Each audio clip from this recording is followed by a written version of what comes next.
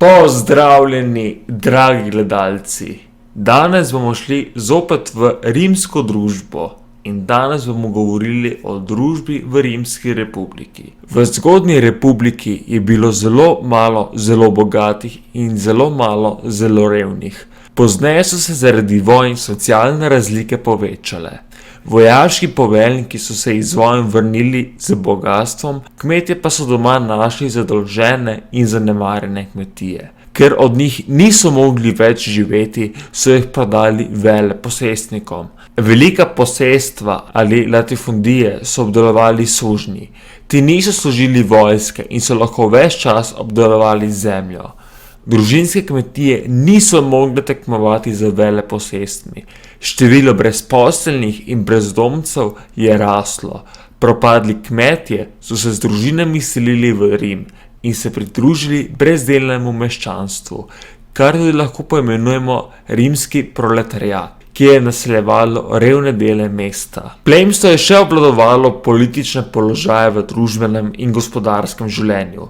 V družbenem in gospodarskem življenju pa so z njimi tekmovali bogataši, ki so se ukvarjali z denarnimi posli in trgovino, vitezi, equites. Bogati Rimljani, ki so hoteli biti izvoljeni na uradniški položaj, so potrebovali podporo prebivalstva. Naklonjenost ljudstva so si pridobili s politiko kruha in iger. Brezplačno so delili žito, vino in oljčno olje ali prirejali igre, na primer gladiatorske bitke. Tako so pridobili glasove, podpore in preprečili upore. Zdaj pa eno hitro vprašanje. Se vam zdi, da današnji politiki tudi uporabljajo pravilo kruha in iger, da preprečijo nemire? Sicer mi ljudje v 21. stoletju ne organiziramo gladiatorskih bojev in ne delimo kruha po ulici, ampak kaj sploh pomeni v sodobni družbi pojem kruha in iger? Napišite v komentar. Senat ni vladal v skladu z željami množic. Po izvolitvi so magistrati in senatorji pozabili na volivce in sledili svojim interesom. Leta 133 pred našim štetjem je tribun postal Tiberij Gracchus, ki se je zavzel za izboljšanje razmer množic. Predlagal je tako imenovan zemljiški zakon, ki bi omejil posest meščanov na 500 oralov zemlje in družine na 1000 oralov. Revežem bi za majhno odškodnino razdelili presežke, ki bi jih odvzeli veleposestnikom. Posesti naj bi bile dedne in neodtujljive. Predlog je podprla ljudska skupščina, nasprotovali pa so mu veleposestniki. V uporu je bil ubit Tiberij. 10 let pozneje je bil za tribuna izvoljen Gaj Gracchus in nadaljeval bratovo delo. Poleg zemljiškega zakona je predlagal več reform, ki bi izboljšale življenje revnih. Denimo znižuje cene žita. Problem brezposelnih kmetov je hotel rešiti z izseljevanjem v nova naselja v provincah. Zato je uvedel zakon o ustanavljanju kolonij. Po uporu, ki so ga začeli njegovi nasprotniki iz vrst senatorjev, veleposestnikov in trgovcev, se je na begu ubil. Po njegovi smrti so razveljavili večino novih zakonov in pobili tisoče njegovih privržencev. Družba je ostala razdeljena. Politična in socialna nasprotja pa so se samo še stopnjevala. Zaradi različnih pogledov na reševanje krize sta nastali dve stranki. Optimati, stranka plemstva senatorjev, in populari, ljudska stranka, ki deluje v duhu Grachovih reform. Družbeni nemiri so v 1. stoletju pred Kristusom slabili vojaško moč. Vojska, ki so sestavljali le polnopravni državljani, razdeljeni v 5 premoženjskih razredov, ni imela moči za nove osvajalne pohode in za zatiranje uporov v provincah. Leta 107 pred našim štetjem je konzul postal Gaj Marij. Z reformami in uspešnimi vojaškimi akcijami je končal vojno v Numidiji in ustavil prodiranje Kimbrov in Tevtonov v Italijo. Za konzula je bil izvoljen kar 5-krat. S tem je kršil določilo ustave, da mora preteči vsaj 10 let, preden lahko nekdo znova izvoljen za konzula. Posamezniki z lastno vojsko in podporo množic so si lahko privoščili nespoštovanje ustave.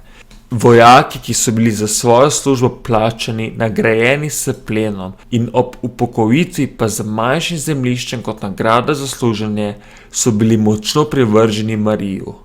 Vojaške enote so bile zveste svojim poveljnikom in so sledile njihovim zahtevam, ne interesom Rima. Marij je sicer obvladoval politične razmere v Rimu, a zaradi vojn, uporov v provincah, slabih socialnih in gospodarskih razmer so napetosti med optimati in populari rasle. V času Marijevih vojaških uspehov se je zaradi diplomatskih in vojaških sposobnosti začel politični vzpon Lucija Kornelija Sule, ki je postal vodja optimatov. Leta 88 pred našim štetjem je postal konzul, a Marij je dosegel, da so poveljevanje vojske prepustili njemu. Sula je zato za vojsko vdrl v Rim in začel obračunavati s političnimi nasprotniki. Marij pa se je umaknil iz mesta. Sula je prvi v Rimu uporabil vojsko za dosego političnega cilja. Ko je pozneje vodil vojsko nad uporno Poncijsko kraljestvo, se je v Rimu obnovila oblast popularov. Po Marijevi smrti in državljanski vojni je Sula zmagovito vkorakal v Rim. Razglasil se je sicer za diktatorja z neomejnim mandatom. V času njegove diktature je dal sestaviti proskribicijske liste, seznam političnih nasprotnikov obsojenih na smrt. Z odvzemom državljanstva in premoženja je kaznoval celo njihove sorodnike.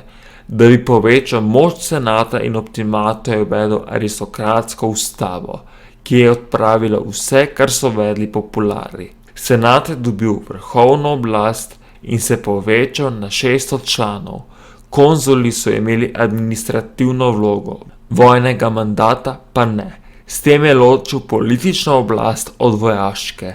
Leta 79 pred našim štetjem se je prostovoljno umaknil iz političnega življenja. Republika je ob njegovi smrti bila le še šibkejša. Upam, da vam je bil današnji komentarec všeč. Če vam je bil všeč, pritisnite like in se naročite. Hvala in lep dan.